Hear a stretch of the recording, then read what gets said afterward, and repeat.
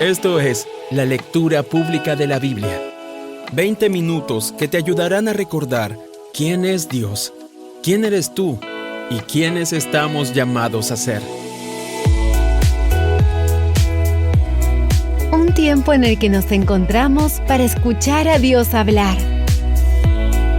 Entre tanto que llego, dedícate a la lectura pública de las Escrituras y a enseñar y animar a los hermanos. A continuación, escucharemos fragmentos de la Biblia en la Nueva Traducción Viviente. El libro de Salmos, Salmo 9, versículos 1 al 6. Te alabaré, Señor, con todo mi corazón. Contaré de las cosas maravillosas que has hecho. Gracias a ti estaré lleno de alegría. Cantaré alabanzas a tu nombre, oh Altísimo. Mis enemigos retrocedieron, tambalearon y murieron cuando apareciste, pues has juzgado a mi favor. Desde tu trono juzgaste con imparcialidad. Reprendiste a las naciones y destruiste a los malvados. Borraste sus nombres para siempre. El enemigo está acabado, quedó en ruinas eternas. Las ciudades que arrancaste de raíz ya pasaron al olvido. El libro de Génesis, capítulo 25. Abraham volvió a casarse con una mujer llamada Cetura. Ella dio a luz a Simram, Joksán, Medán, Madián, Isbac y Súa. Joksán fue el padre de Seba y Dedán. Los descendientes de Dedán fueron los asureos, los letuseos y los leumeos. Los hijos de Madián fueron Efa, Efer, Anoc, Ábida y Elda. Todos ellos fueron descendientes de Abraham por medio de Cetura. Abraham le dio todo lo que poseía a su hijo Isaac, pero antes de morir, les dio regalos a los hijos de sus concubinas y los separó de su hijo Isaac, enviándolos a una tierra en el oriente. Abraham vivió 175 años y murió en buena vejez, luego de una vida larga y satisfactoria. Dio su último suspiro y se reunió con sus antepasados al morir. Sus hijos Isaac e Ismael lo enterraron en la cueva de Macpela, cerca de Mamre, en el campo de Efrón, hijo de Zoar, el hitita. Ese era el campo que Abraham había comprado a los hititas y donde había enterrado a su esposa Sara. Después de la muerte de Abraham, Dios bendijo a su hijo Isaac, quien se estableció cerca de Beer-Lahai-Roi, en el Negev. Este es el relato de la familia de Ismael, el hijo de Abraham, por medio de Agar, la sierva egipcia de Sara. La siguiente lista corresponde a los descendientes de Ismael por nombres y clanes. El hijo mayor fue Nebaiot, seguido por Sedar, Adbeel, Mibsam, Misma, Duma, Masa, Hadad, Tema, Getur, Nafis y Sedema. Estos 12 hijos de Ismael fueron los fundadores de 12 tribus. Cada una llevaba el nombre de su fundador, registradas según los lugares donde se establecieron y acamparon. Ismael vivió 137 años. Después dio su último respiro y se reunió con sus antepasados al morir. Los descendientes de Ismael ocuparon la región que va desde Avila hasta Shur, que está al oriente de Egipto, en dirección a Asiria. Allí vivieron en franca oposición con todos sus parientes. Este es el relato de la familia de Isaac, hijo de Abraham. Cuando Isaac tenía 40 años, se casó con Rebeca, hija de Betuel el arameo, de Padán Aram y hermana de Labán el arameo. Isaac rogó al Señor a favor de su esposa porque ella no podía tener hijos. El Señor contestó la oración de Isaac y Rebeca quedó embarazada de mellizos. Pero los dos niños luchaban entre sí dentro de su vientre. Así que ella fue a consultar al Señor por este asunto. ¿Por qué me pasa esto? Y el Señor le dijo: Los hijos que llevas en tu vientre llegarán a ser 2 naciones, y desde el principio las 2 naciones serán rivales. Una nación será más fuerte que la otra, y tu hijo mayor servirá a tu hijo menor. Cuando le llegó el momento de dar a luz, Rebeca comprobó que de verdad tenía mellizos. El primero en nacer era muy rojizo y estaba cubierto de mucho vello, como con un abrigo de piel. Por eso lo llamaron Esaú. Después nació el otro mellizo, agarrando con la mano el talón de Esaú. Por eso lo llamaron Jacob. Isaac tenía 60 años cuando nacieron los mellizos. Los muchachos fueron creciendo y Esaú se convirtió en un hábil cazador. Él era un hombre de campo, pero Jacob tenía un temperamento tranquilo y prefería quedarse en casa. Isaac amaba a Esaú porque le gustaba comer los animales que cazaba, pero Rebeca amaba a Jacob. Cierto día, mientras Jacob preparaba un guiso, Esaú regresó del desierto, agotado y hambriento. Esaú le dijo a Jacob: Me muero de hambre. Dame un poco de ese guiso rojo. Así es como Esaú obtuvo su otro nombre, Edom, que significa rojo. Respondió Jacob: Muy bien, pero dame a cambio tus derechos del hijo mayor. Mira, me estoy muriendo de hambre. ¿De qué me sirven ahora los derechos del hijo mayor? Pero Jacob dijo: Primero, tienes que jurar que los derechos del hijo mayor me pertenecen a mí. Así que Esaú hizo un juramento mediante el cual vendía todos sus derechos del hijo mayor a su hermano Jacob. Entonces Jacob le dio a Esaú guiso de lentejas y algo de pan. Esaú comió y luego se levantó y se fue. Así mostró desprecio por sus derechos del hijo mayor. El libro de Génesis, capítulo 26. Un hambre terrible azotó la tierra, como había ocurrido antes en tiempos de Abraham. Así que Isaac se trasladó a Gerar, donde vivía Abimelec, rey de los filisteos. El Señor se le apareció a Isaac y le dijo: No desciendas a Egipto, sino haz lo que yo te digo. Vive aquí como extranjero en esta tierra, y yo estaré contigo y te bendeciré. Yo, con estas palabras, confirmo que te daré todas estas tierras a ti y a tu descendencia, tal como le prometí solemnemente a Abraham, tu padre. Haré que tus descendientes sean tan numerosos como las estrellas de los cielos, y les daré todas estas tierras. Y mediante tu descendencia, todas las naciones de la tierra serán bendecidas. Yo haré esto porque Abraham me escuchó y obedeció todos mis requisitos, mandatos, decretos e instrucciones. Entonces Isaac se quedó en Gerar. Cuando los hombres que vivían allí le preguntaron a Isaac acerca de Rebeca, su esposa, él dijo: Es mi hermana. Tenía temor de decir: ella es mi esposa, porque pensó: me matarán para conseguirla, pues es muy hermosa. Pero tiempo después, Abimelec, rey de los filisteos, miró por la ventana y vio a Isaac acariciando a Rebeca. Al instante, Abimelec mandó llamar a Isaac y exclamó: ¡Es evidente que ella es tu esposa! ¿Por qué dijiste, es mi hermana?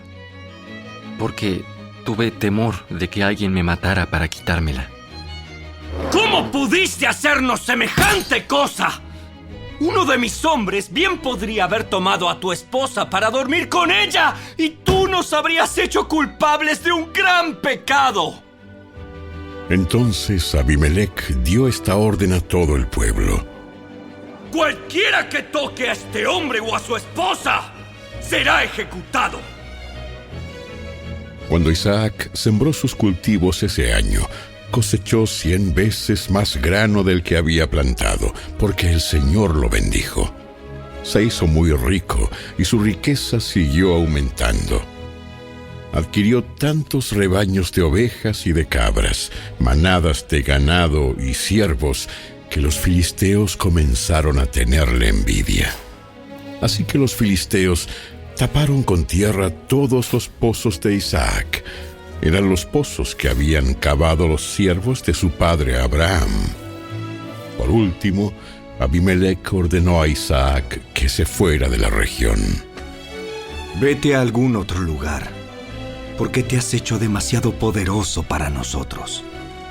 Así que Isaac se mudó al valle de Gerar y allí armó sus carpas y se estableció.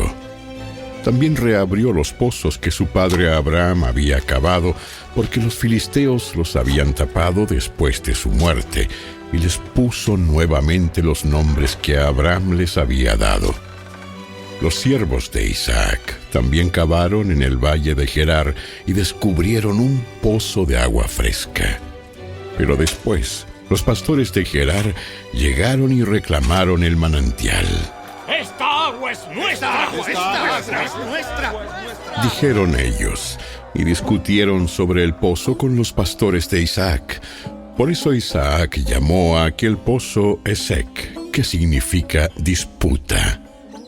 Luego los hombres de Isaac cavaron otro pozo, pero de nuevo hubo conflicto. Por eso Isaac lo llamó Sitna, que significa hostilidad. Isaac abandonó ese pozo, siguió adelante y cavó otro. Esta vez no hubo ningún conflicto. Entonces Isaac llamó a aquel lugar Rehobot, que significa espacio abierto, porque dijo: Al fin el Señor ha creado espacio suficiente para que prosperemos en esta tierra. De allí Isaac se mudó a Beerseba, donde el Señor se le apareció la noche de su llegada. Yo soy el Dios de tu padre Abraham. No tengas miedo, porque yo estoy contigo y te bendeciré. Multiplicaré a tus descendientes y se convertirán en una gran nación. Lo haré a causa de la promesa que hice a Abraham, mi siervo. Luego Isaac construyó allí un altar y adoró al Señor.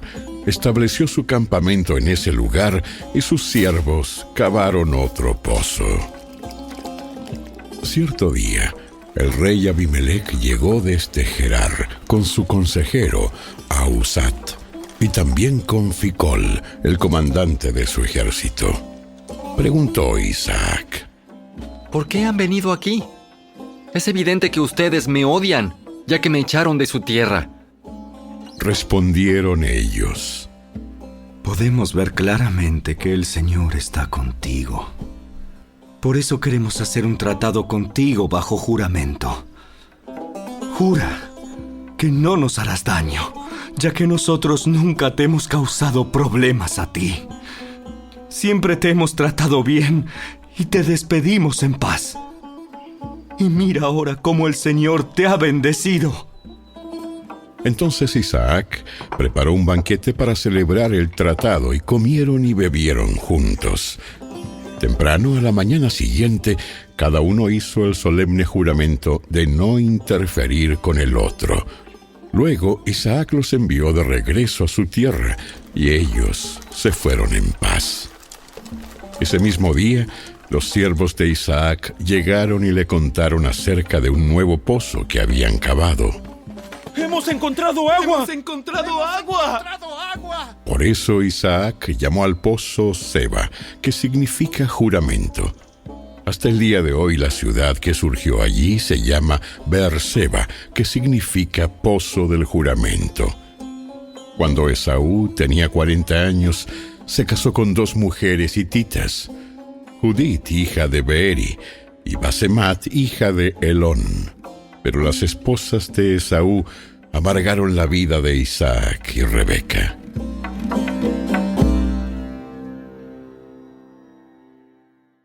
El Evangelio según Mateo, Capítulo 1. Versículos 24 al 58. La siguiente es otra historia que contó Jesús. El reino del cielo es como un agricultor que sembró buena semilla en su campo. Pero aquella noche, mientras los trabajadores dormían, vino su enemigo, sembró hierbas malas entre el trigo y se escabulló. Cuando el cultivo comenzó a crecer y a producir granos, la maleza también creció. Los empleados del agricultor fueron a hablar con él y le dijeron: «Señor, el campo donde usted sembró la buena semilla está lleno de maleza. ¿De dónde salió?»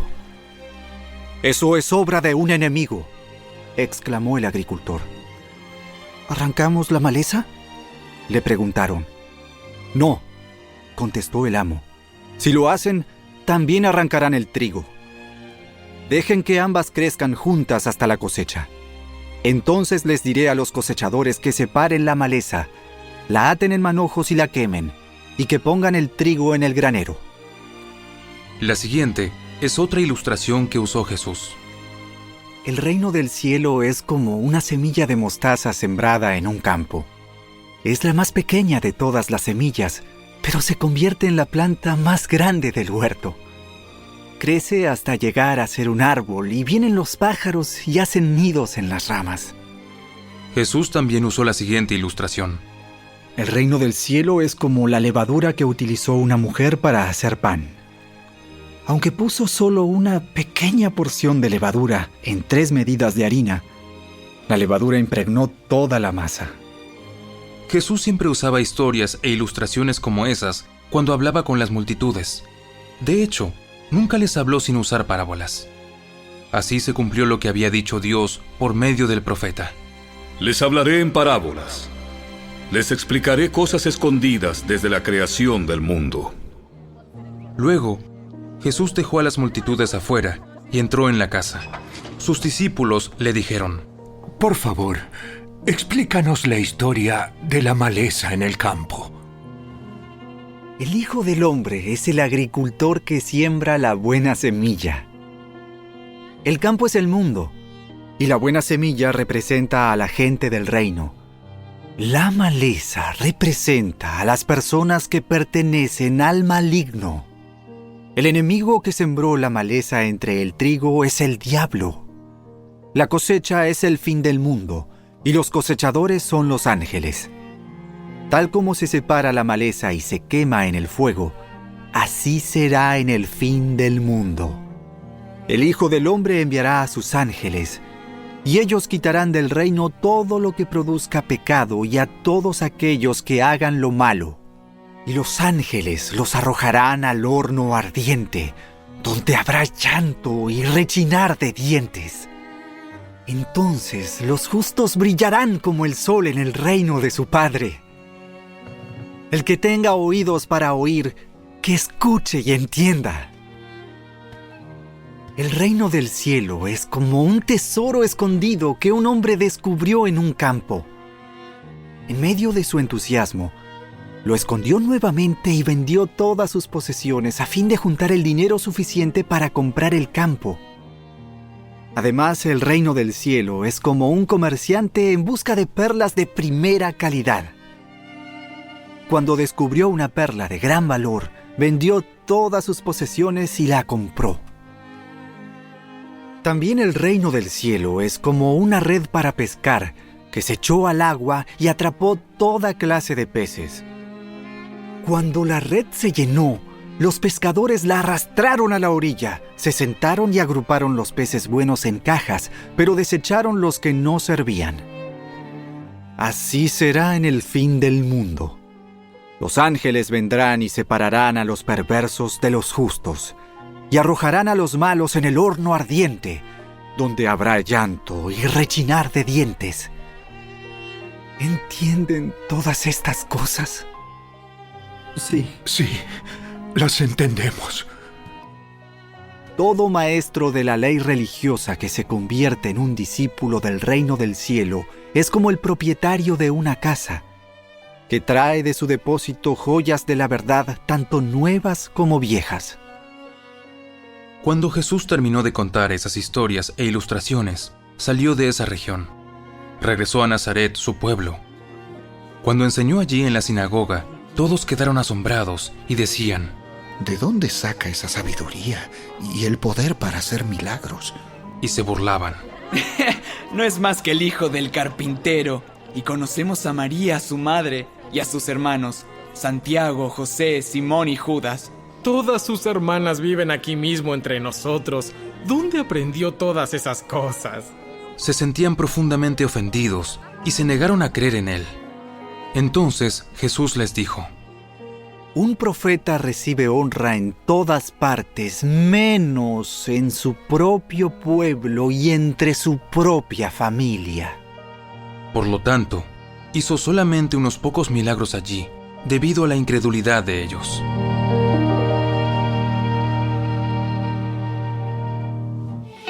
Hasta aquí fue la lectura de hoy.